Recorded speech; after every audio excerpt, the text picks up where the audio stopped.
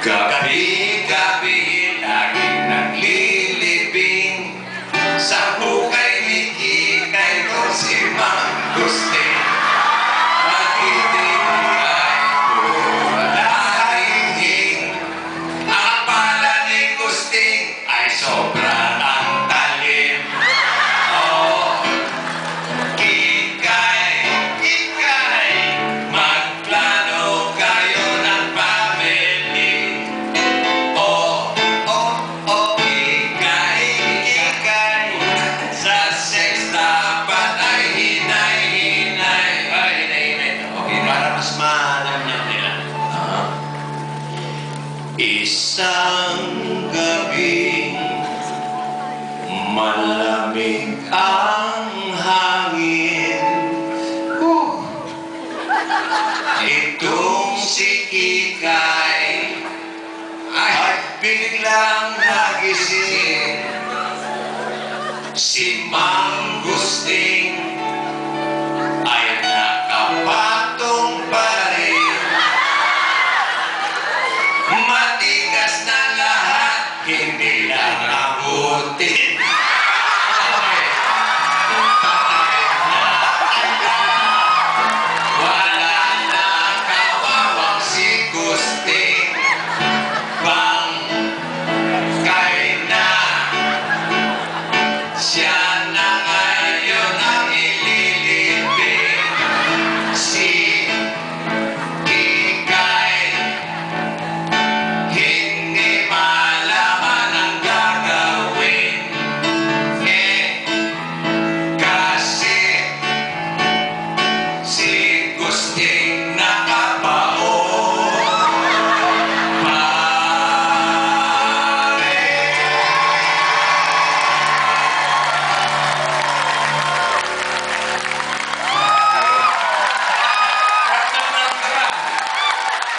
Dito naman tayo. Ay, dito naman tayo. Dito naman tayo. Okay, dito. Sumasaya pala. Pero bukod sa biro, kailangan natin sigurong magplano. Pare, Magplano. magplano na ang pamilya. Ikaw, isa na ikaw, hindi sumusunod yan. Ipaplano na ba?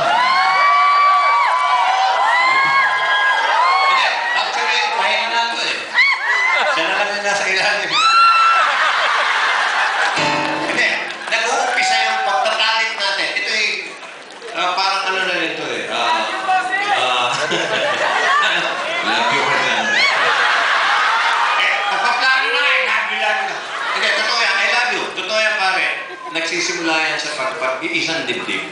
Kasal. Kasal. So, sa kasal pa lang, dapat nagpaplano na. Oo. Importante, hindi totoo ito, seryoso ito. Ilan ba ang magiging anak natin? Ilan ba ang anak?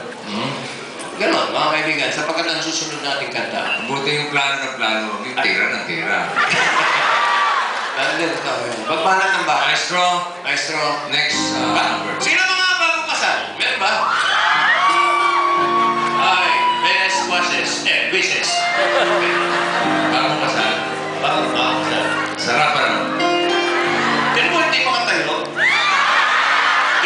Tumatayo ka pala. Parang maga. Kaya ko talaga dito. Kahirap daw ng bagong kasal. Kaibigan ko, sa akin ang umpisal. Lalo na di pa niya nagalaw. Mahirap yun. Misis niyang panahon pa ni Rizal. Old fashion. Pero mga ano, ayaw bawa. Kahirap daw ng bagong kasal. Problema ba pag siya ay may tapal? Mabuti pa nga daw ang pandesal sa